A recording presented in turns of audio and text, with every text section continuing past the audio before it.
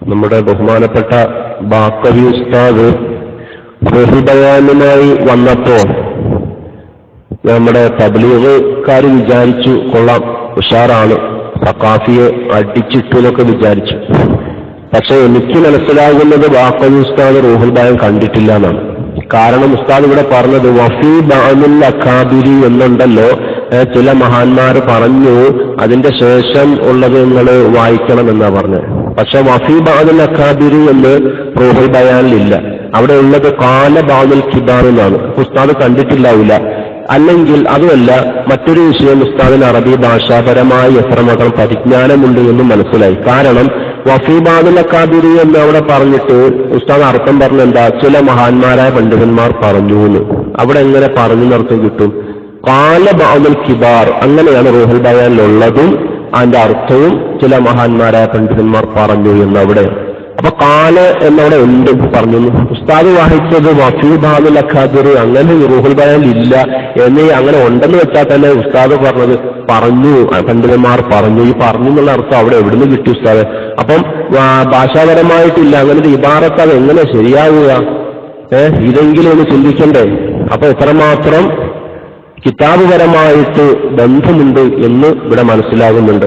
പിന്നെ ഒരു വിഷയം, ഇത് ജായിസല്ല, റഹ്മത്തുല്ലിൽ ആലമീൻ എന്ന പദവി നബി സല്ലല്ലാഹു അലൈഹി വസല്ലമ തങ്ങളുടെ മഹത്വം അംഗീകരിക്കാൻ കഴിയാത്ത റഷീദ് അഹമ്മദ് ഗംഗോഹി, നിങ്ങളുടെ ദൈവബന്ധി പണ്ഡിതൻ, ഇവിടെ ഒരുപാട് പറഞ്ഞതാണത്. ഇച്ചിരി ബുദ്ധിയുണ്ടെ മനസ്സിലാക്കാവുന്നതുണ്ട് ആ വിഷയമൊക്കെ. നബി സല്ലല്ലാഹു അലൈഹി വസല്ലമ തങ്ങൾക്കുള്ള റഹ്മത്തുല്ലിൽ ആലമീൻ എന്ന സ്ഥാനം അത് നബി തങ്ങൾക്ക് പ്രത്യേകമല്ല എന്ന് റഷീദ് ഗംഗോഹി പറഞ്ഞു. അത് നിങ്ങൾ നോക്കിയിട്ടാണ് വായിക്കുന്നത്. നിങ്ങൾ ഈ വിഷയം പരാമർശിക്കുമ്പോൾ ഈ സിഫത്ത്, ഈ പേര്, ഈ സിഫത്ത്, ഈ വിശേഷണം നബി സല്ലല്ലാഹു അലൈഹി വസല്ലം നിങ്ങൾക്ക് മാത്രം പ്രത്യേകമല്ല എന്ന് ഗംഗോഹി പറഞ്ഞത് നിങ്ങൾ മുക്കുന്നുണ്ട്.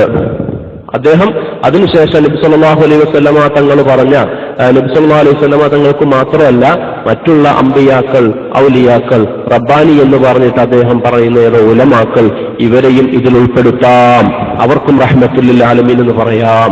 എന്നാൽ നബിതങ്ങൾ വലിയ മഹാൻ തന്നെയാണ്. അങ്ങനെയാണെങ്കിൽ ഞാൻ പലതവണ ചോദിച്ചതാണ്, നബിതങ്ങൾ മഹാനാണ്, റഹ്മത്തുല്ലിൽ ആലമീനാണ്. നബിതങ്ങളെ മഹാനാക്കിക്കൊണ്ട് തന്നെ ഈ റഹ്മത്തുല്ലിൽ ആലമീൻ മറ്റുള്ളവർക്ക് പറയാമെന്നല്ലേ നിങ്ങൾ പറയുന്നത്? അങ്ങനെ പറഞ്ഞാൽ നബിതങ്ങൾക്ക് മഹത്വം നൽകിക്കൊണ്ട് തന്നെ റഹ്മത്തുല്ലിൽ ആലമീൻ മറ്റുള്ളവർക്ക് പറയുമ്പോൾ ഈ മഹത്വം മറ്റുള്ളവർക്കും കിട്ടിയില്ലേ? അപ്പൊ അവർ നബിതങ്ങളുടെ ഒപ്പം മഹത്വമുള്ളവരായില്ലേ? ഇനി നബിതങ്ങൾക്ക് എന്താണ് മഹത്വം ഉള്ളത്? ഇത് നിങ്ങൾ ചിന്തിക്കാത്തതെന്താണ്? ഇത് ചിന്തിക്കാൻ ചെറിയ ബുദ്ധി പോരെ? ഇതിന് കിതാബൊന്നും എഴുതി പഠിക്കണ്ട. മാത്രമല്ല, ഇത് നബിതങ്ങൾക്ക് മാത്രം പ്രത്യേകമല്ല ഈ വിശേഷണം എന്ന് എടുത്ത്, ഒരു സിഫത്തെ ഖാസ നഹീഹെ എന്ന് പ്രത്യേകമായി എടുത്തുകൊണ്ട് റഷീദ് ഗംഗോഹി പറഞ്ഞിട്ടുണ്ട്. അപ്പൊ പിന്നെ ഈ വിഷയത്തിൽ സംശയിക്കേണ്ട കാര്യമില്ല, അദ്ദേഹം പറഞ്ഞത് വലിയ അബദ്ധമാണ് എന്ന കാര്യത്തിൽ. പിന്നെ അപ്പൊ അദ്ദേഹം മറ്റുള്ളവർക്ക് പറയൽ ജായിസാണ് എന്ന് പറഞ്ഞല്ലോ, അദ്ദേഹം ഹുക്കുമ് പറഞ്ഞല്ലോ, നിങ്ങൾ അപ്പോൾ അതിന്റെ ഹുക്കുമ് പറയണമെന്ന്.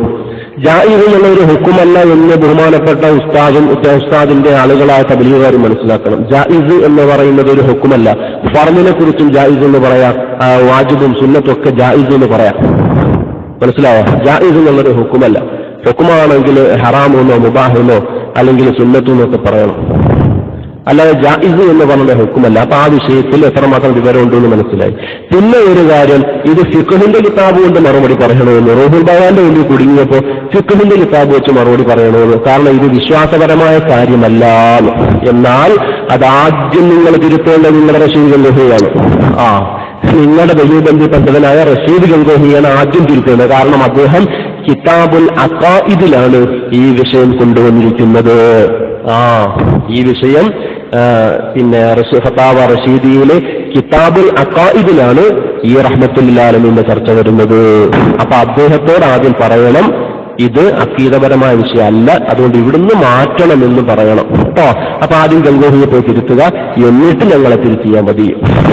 അപ്പോൾ നബി സല്ലല്ലാഹു അലൈഹി വസല്ലമ തങ്ങളുടെ റഹ്മത്തുല്ലിൽ ആലമീൻ വ്യക്തമായി ഞാനിവിടെ പറഞ്ഞു, മൻ കാന റഹ്മത്തുല്ലിൽ ആലമീൻ ലസിമ അൻ യകൂന അഫ്ളല മിൻ കുല്ലിൽ ആലമീൻ. ഒരാൾ റഹ്മത്തുല്ലിൽ ആലമീൻ ആയാൽ അത് ലോകത്തുള്ള സർവ്വതിനേക്കാളും ഏറ്റവും മഹത്വമുള്ള ആളായിരിക്കും അദ്ദേഹം. അത് നബിതങ്ങളെ ഉള്ളൂ, മറ്റുള്ളവരെ ആ സ്ഥാനത്തേക്ക് വെക്കാൻ പറ്റൂല. വെച്ചാൽ നബിതങ്ങൾക്ക് പിന്നെ എന്ത് മഹത്വം? ഇത് ചിന്തിച്ചുകൂടെ നിങ്ങൾക്ക്? നിങ്ങൾക്ക് അംഗീകരിക്കാൻ കഴിയില്ല. പിന്നെ അവിടെ പറഞ്ഞ ഈസാ നബിയുടെ വിഷയം ഞാൻ മിണ്ടിയിലാണ്, വായിച്ചില്ല, അത് നല്ലപോലെ വായിക്കണമെന്ന്. ഈസാ നബി അലൈഹി സ്വലാമിന്റെ വിഷയം ഞാൻ വായിച്ചിട്ടുണ്ട്, ഞാൻ വായിച്ചത് നിങ്ങൾ കേട്ടിട്ടുണ്ടാവില്ല. ഈസാ നബിയുടെ വിഷയം ഞങ്ങൾക്ക് തെളിവാണ്, അത് നിങ്ങൾക്ക് മനസ്സിലായിട്ടില്ല. ഈസാ നബിയുടെ വിഷയം ഞങ്ങൾക്ക് തെളിവാ, കാരണം ഈസാ നബിയെ പറ്റി അള്ളാഹ് പറഞ്ഞു റഹ്മത്തൻ മിന്ന, റഹ്മത്താണെന്ന് മാത്രമേ പറഞ്ഞു. നബിതങ്ങളെ പറ്റി റഹ്മത്തുൽ ആലമീൻ എന്നാ പറഞ്ഞത്. ഈസാ നബി അലൈഹി സ്വലാമിന്റെ റഹ്മത്ത് ഈസാ നബിയുടെ കാലത്തോട് കഴിഞ്ഞുപോയി. എന്നാൽ നബിതങ്ങളുടെ റഹ്മത്ത് ലാ തൻഖത്തിഉ അനിൽ ആലമീൻ അബദാ, ഒരിക്കലും ലോകത്ത് നബിതങ്ങളുടെ റഹ്മത്ത് അവസാനിക്കുന്നില്ല, അതെല്ലാ കാലത്തുമുണ്ട്. ഈസാ നബിയുടെ റഹ്മത്ത് കഴിഞ്ഞുപോയി. അപ്പൊ ഈസാ നബിയെ പറ്റി റഹ്മത്തുൽ ആലമീൻ എന്ന് പറയാൻ പറ്റൂല എന്നാ പറഞ്ഞു വരുന്നത്. നബിതങ്ങൾക്ക് മാത്രമേ അത് പറ്റുകയുള്ളൂ, അല്ലേ? അപ്പൊ നിങ്ങൾ വേറെ ആയത്ത് കൊണ്ടുവന്ന് സല്ലല്ലാഹുഅലൈഹി ആലമീൻ എന്ന് എവിടെ കണ്ടാൽ അതൊക്കെ നിങ്ങൾക്ക് തെളിവാൻ തെറ്റിദ്ധരിച്ചുപോയി. ഖുർആൻ തിരിയാത്തതുകൊണ്ടാണ്. അവിടെയൊക്കെ ഞാൻ അൽഫിയ ഓതിയിട്ടല്ല എന്നൊക്കെ പറഞ്ഞ് അലയുടെയും ലാമിന്റെയും ഒക്കെ അൽഫിയനെ ബൈത്ത് പറഞ്ഞിട്ട് ഞാൻ നിങ്ങൾക്ക് പറഞ്ഞു തന്നില്ലേ? എന്നിട്ട് മിണ്ടിയിട്ടില്ലല്ലോ. അതും പറഞ്ഞു തന്നെയാണ്, പിന്നെ ഇതുവരെ കണ്ടിട്ടില്ല, അദ്ദേഹത്തെ ഇപ്പൊ കാണാനില്ല. അപ്പൊ അതുകൊണ്ട് ഞാൻ നേരത്തെ സൂചിപ്പിച്ചതാണ്, നിങ്ങളുമായി പരസ്യമായ സംവാദമാണ് ഇനിയുള്ളത് എന്ന് പറഞ്ഞ് ഒഴിഞ്ഞു മാറിയതാ. പിന്നെ നിങ്ങൾ ഇവിടെ വന്ന് ഓരോന്ന് പറഞ്ഞ് ഇളക്കി ആളുകൾ ഇങ്ങനെ തെറ്റിദ്ധരിപ്പിച്ചുകൊണ്ടിരിക്കുമ്പോൾ ഇടപെടാതിരിക്കാൻ പറ്റൂല. അതുകൊണ്ട് ഇടപെട്ടതാണ്. ഇടപെട്ട സ്ഥിതിക്ക് രണ്ട് കാര്യം കൂടി സൂചിപ്പിക്കുകയാണ്. ഒരുപാട് അബദ്ധങ്ങളുണ്ട് റഷീദ് അഹ്മദ് ഗംഗോഹിക്ക്. ഞാൻ ചോദിക്കട്ടെ തബ്ലീഗുകാരോട്, ഇവിടെയുള്ള നാട്ടുകാരായ തബ്ലീഗുകാരോട്, എന്റെയും ഞാൻ ഉൾപ്പെടെയുള്ള ഇവിടെയുള്ള ഉസ്താദുമാരുടെ പിന്നിൽ വന്ന് നിങ്ങൾ എത്രയോ നിസ്കാരങ്ങൾ നിർവഹിച്ചിട്ടുണ്ട്, ഇനിയും എത്രയോ നിസ്കരിക്കും നിങ്ങൾ. ഞങ്ങളെ കണ്ടാൽ നിങ്ങൾ സലാം പറയും. പക്ഷേ ഞാൻ പറയുന്നു, റഷീദ് അഹ്മദ് ഗംഗോഹിയായ നിങ്ങളുടെ ദയൂബന്ദി പണ്ഡിതന്റെ ഫത്വ പ്രകാരം, അദ്ദേഹത്തിന്റെ വിശ്വാസപ്രകാരം ഞങ്ങളൊക്കെ ഇപ്പോൾ ഇസ്ലാമിലല്ല, ഞങ്ങളൊക്കെ ഇപ്പോൾ കുഫറിലാണുള്ളത്. ആ കുഫറിലുള്ള, അതായത് കാഫിർ, ആ ഞങ്ങളുടെ പിന്നിലാണ് നിങ്ങൾ വന്ന് നിസ്കരിക്കുന്നത് എന്ന് നിങ്ങൾ അറിയിക്കണം. നിങ്ങളുടെ ആ നിസ്കാരമൊക്കെ നിങ്ങൾ കളായിട്ടുണ്ട്. കാരണം എന്താ? അദ്ദേഹത്തോട് ചോദ്യം, ഫത്താവ റഷീദിയ പേജ് നമ്പർ 62, ചോദ്യം എന്താ? യാ റസൂലല്ലാഹ് ദൂർ സേ യാ നസ്ദീഖ് ഖബർ ഷരീഫ് സേ പുകാർന ജായിസ് ഹൈ യാ നഹീ. യാ റസൂലല്ലാഹ് എന്ന് ദൂരെ നിന്നോ നബി സല്ലല്ലാഹു അലൈഹി വസല്ലം തങ്ങളുടെ ഖബറിന്റെ അരികിൽ നിന്നോ വിളിക്കുന്നതിന്റെ അതിന്റെ അവസ്ഥ എന്താണ്? വിളിക്കൽ അനുവദനീയമാണോ? മറുപടി, ജബ് അംബിയ അലൈഹിം സ്വലാത്തു വസ്സലാം കോ ഇൽമു ഗൈബ് നഹീ തോ യാ റസൂലല്ലാഹ് കഹ്നാ ബിനാ ജായിസ് ഹോഗാ. അല്ലാഹ് അംബിയാക്കൾക്ക് ആ മറഞ്ഞ കാര്യങ്ങൾ അറിയുക എന്നുള്ള ഒരു കഴിവില്ലല്ലോ. അതുകൊണ്ട് യാ റസൂലല്ലാഹ് വിളിക്കുന്നത് അനുവദനീയമാവുകയില്ല. अगर ये अकीदा करके कहे कि वो दूर से सुनते हैं बसबब इल्म गैब के तो खुद कुफ्र है. അത് ആ ആള് ഇനി ഇങ്ങനെ വിശ്വസിച്ചു, അതായത് നബി സല്ലല്ലാഹു അലൈഹി വസല്ലം തങ്ങൾ അല്ലെങ്കിൽ മറ്റുള്ള നബിമാർ ഇൽമു ഗൈബ് മറഞ്ഞ കാര്യങ്ങൾ അറിയുമല്ലോ, ആ നിലക്ക് അവർ അത് കേൾക്കും എന്ന വിശ്വാസത്തോടെ വിളിച്ചാൽ അത് കുഫറാണ്. അതായത് ഇസ്ലാമിൽ നിന്ന് പുറത്താണത് വിളിക്കുന്നവൻ കാഫിറാണ്.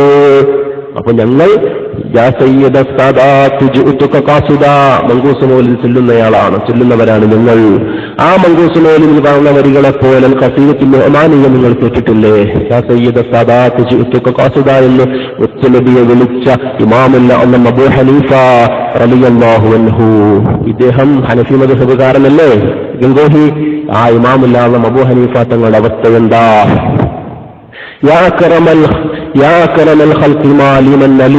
എന്ന് ബുറദയിൽ ചെല്ലുന്ന ഞങ്ങൾ ഒന്നടങ്കം കുഫറിലല്ലേ നിങ്ങളുടെ വാദപ്രകാരം? അതേപോലെ തന്നെ മഹാന്മാരായ സ്വഹാബത്ത് എത്രയോ ഗൗരവമുള്ള വിഷയമാണ്. നബി സല്ലല്ലാഹു അലൈഹി വസല്ലം തങ്ങളുടെ ഖബർ ശരീഫിന്റെ അടുത്ത് വന്ന് അബൂബക്കർ സിദ്ദീഖ് തങ്ങളുടെ ജനാസ വെച്ചിട്ട് നബിതങ്ങളെ വിളിച്ച് ചോദിച്ചില്ലേ? നബിതങ്ങൾ കേൾക്കുമെന്ന് വിശ്വസിച്ചല്ലേ? നിങ്ങളുടെ വാദപ്രകാരം അത് കുഫറല്ലേ? എത്രമാത്രം അബദ്ധമാണ്, ഗൗരവമാണ് ഇതിന്റെ ഈ വിഷയമെന്ന് നിങ്ങളൊന്ന് ചിന്തിക്കുക. പ്രിയപ്പെട്ട സാധാരണക്കാർ വിലയിരുത്തുക ഇതിനെ. ഞാൻ ചുരുക്കുകയാണ്. ഇനി ആവശ്യം വരുമ്പോൾ വേണ്ട രീതിയിൽ കൂടുതൽ കാര്യങ്ങളുമായിട്ട് നമുക്ക് ബന്ധപ്പെടാം. അതേപോലെ തന്നെ മറ്റൊരു സംഭവം, നമ്മൾ ഉറൂസ് സംഘടിപ്പിക്കുന്നവരാണ്. ഞങ്ങളൊന്നും ഇതിനെതിരല്ല എന്നാണ് വിഭാഗം പറയുന്നത്. ഞങ്ങൾ മൗലിദിനെതിരല്ല, കുത്തുബിയത്തിനെതിരല്ല. സാധാരണക്കാർ മനസ്സിലാക്കണം. എങ്കിൽ ഇവരുടെ റഷീദ് അഹ്മദ് ഗംഗോഹി പറയുന്നത് മൗലിദിന്റെ സദസ്സ് പാടില്ല. നേരത്തെ ഞാൻ സൂചിപ്പിച്ചതാണ്, നാ ജായിസ് ഹെ. അതിന് ഒരുപാട് കാരണങ്ങളുണ്ട്. ഒരിക്കലും അത് അനുവദനീയമല്ലെന്ന് അദ്ദേഹം പറഞ്ഞു. ആ വിഷയം മിണ്ടിയിട്ടില്ല. മിണ്ടിയാൽ ജനങ്ങൾ മനസ്സിലാക്കും.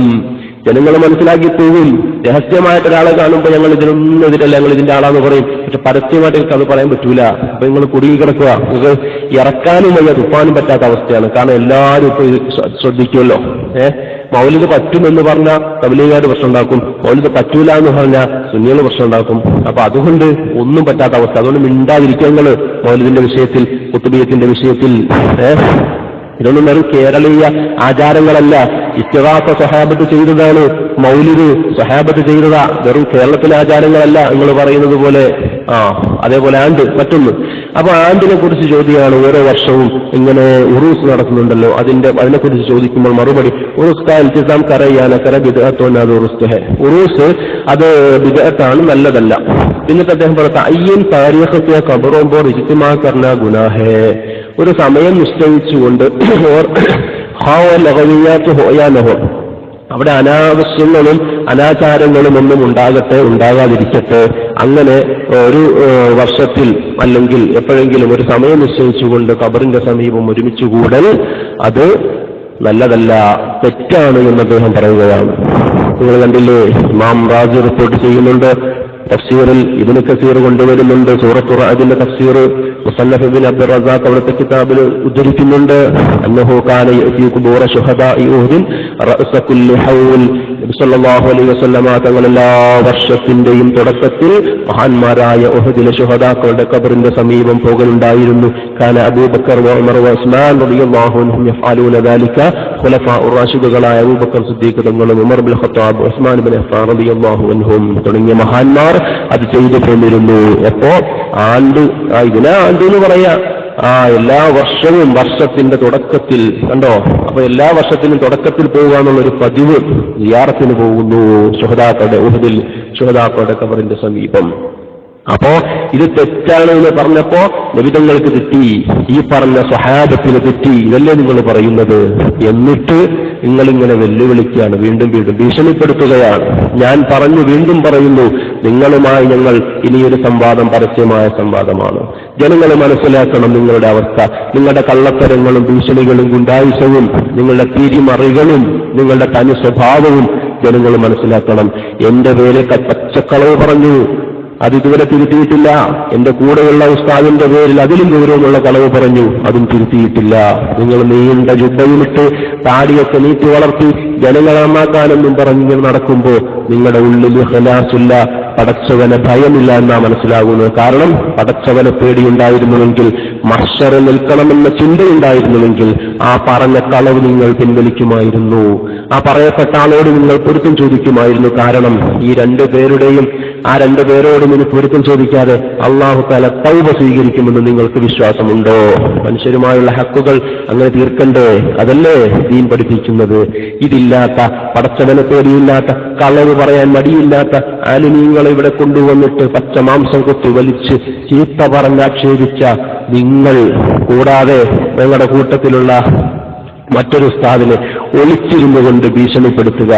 ആളുടെ പേര് പറയൂല, പേരറിയില്ല, അദ്ദേഹത്തിന്റെ ഈ ഭീഷണിപ്പെടുത്തുന്ന ആള് പേര് പറയാതെ, സ്ഥലം പറയാതെ, ആരാണെന്ന് പറയാതെ ഭീഷണിപ്പെടുത്തുക. അങ്ങനെയാക്കും, ഇങ്ങനെയാക്കി കളയും. ഗുണ്ടായുസം കാണിക്കുക, പച്ചക്കളവ് ആരോപിക്കുക, മാന്യതയില്ലാത്ത പെരുമാറ്റങ്ങൾ, ഏകപക്ഷീയമായ തീരുമാനങ്ങൾ ഇപ്പോഴും ഈ സമയത്തും എല്ലാം നിങ്ങളുടെ കയ്യിലാണ്. ഇവിടെ ചേർക്കാനും കളയാനുമുള്ള എല്ലാത്തിനുമുള്ള സർവാധികാരവും നിങ്ങളുടെ കയ്യിലാണ് നിങ്ങളുള്ളത്. ഞങ്ങൾക്ക് നിങ്ങളൊന്നും തന്നിട്ടില്ല, ഞങ്ങൾക്കൊരധികാരവും ഇവിടെ ഇല്ല. ഞങ്ങളൊക്കെ നിങ്ങളുടെ കീഴിലാണിപ്പോ. ആ അവസ്ഥയിലേക്ക് നിങ്ങൾ കൊണ്ടുവന്നു. ഇത് ജനങ്ങൾ തിരിച്ചറിയണം. അതുകൊണ്ട് ഇനി അതിനുവേണ്ടിയുള്ള പരസ്യമായ സംവാദത്തിന്റെ വേദിയാണ് ഇനി ഒരുങ്ങേണ്ടത്. നേരത്തെ നിങ്ങളെ സമ്മതിച്ചതുപോലെ അതിനുള്ള തെളിവുകൾ എല്ലാത്തിനും, നിങ്ങൾ കളവ് പറഞ്ഞതിനും, നിങ്ങൾ ഭീഷണിപ്പെടുത്തുന്നതിനും, നിങ്ങൾ ആരോപണം പറയുന്നതിനും, നിങ്ങൾ പറയുന്ന എല്ലാത്തിനും, നിങ്ങൾ സംവാദത്തിന് സമ്മതിച്ചതും എല്ലാം തെളിവുണ്ട്. അതുകൊണ്ട് നിങ്ങൾ പിന്മാറില്ല എന്ന് വിചാരിക്കുന്നു. അതുകൊണ്ട് ആ സംവാദത്തിൽ നമുക്ക് കാണാം. ഇൻഷാ അല്ലാഹ്. അല്ലാഹു തആല തൗഫീഖ് നൽകട്ടെ, അല്ലാഹു തആല ഹിദായത്ത് നൽകട്ടെ എന്ന് പറഞ്ഞുകൊണ്ട് നിർത്തുന്നു.